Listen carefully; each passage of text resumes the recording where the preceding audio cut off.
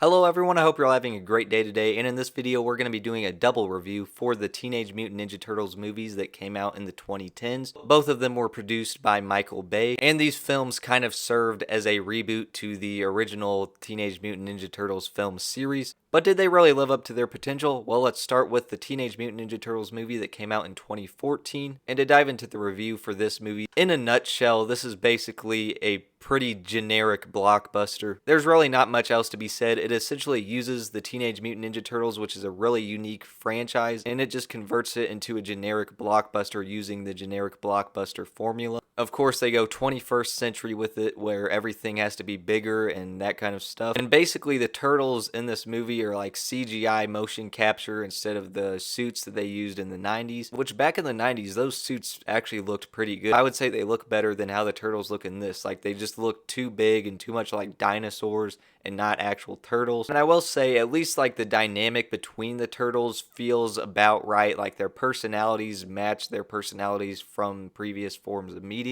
But at the same time, nothing really any of them say or do is even that memorable. And the big problem with this movie is that like all of the jokes are not even funny. It's just like the most generic humor, obviously just targeted towards little kids. But of course, the movie goes on for a little bit until the turtles actually appear, because it's kind of like building up the suspense and that kind of stuff, which would be okay if the movie building up to it wasn't so boring. Also, for the main human characters, you have like Megan Fox in here as April O'Neil, which I just feel like her performance wasn't really that good. But the best part of this movie is definitely the Will Arnett character, who I have no clue what his name even was, but it's Will Arnett, so he's just naturally kind of awesome. Anyways, throughout this movie, like, there's a lot of action and that kind of stuff that you would expect, but it is just kind of the generic blockbuster stuff that I've been talking about. And what they do with the Foot Clan in here, instead of like a martial arts clan, it's like a martial arts clan with guns and that kind of stuff.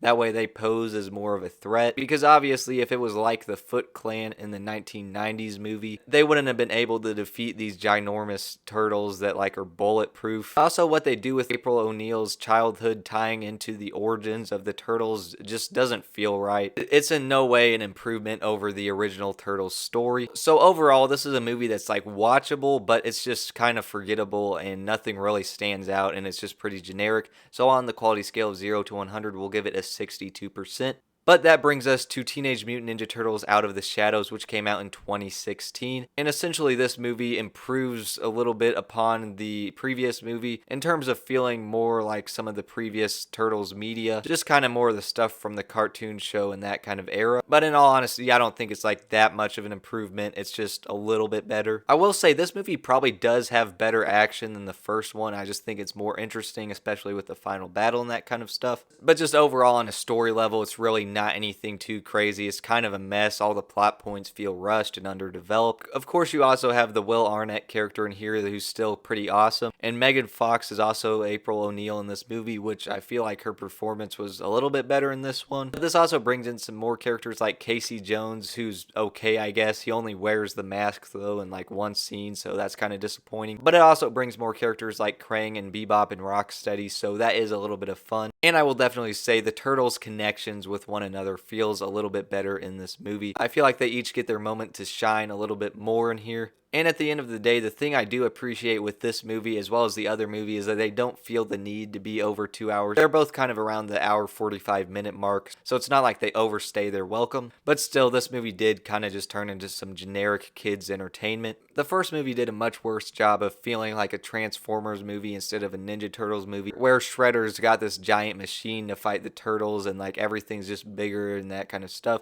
And this movie wasn't quite as bad. It found some better stuff to do with the threats, but this is still kind of generic. So overall, on the quality scale of 0 to 100, I'll give this one a 67%. And if you're a fan of Ninja Turtles, I would recommend you check out these movies, but otherwise, they're really not anything too crazy. If you've seen them though, let me know what you think about them in the comment section down below. As always, thank you guys so much for watching, and I'll see you guys in the next one.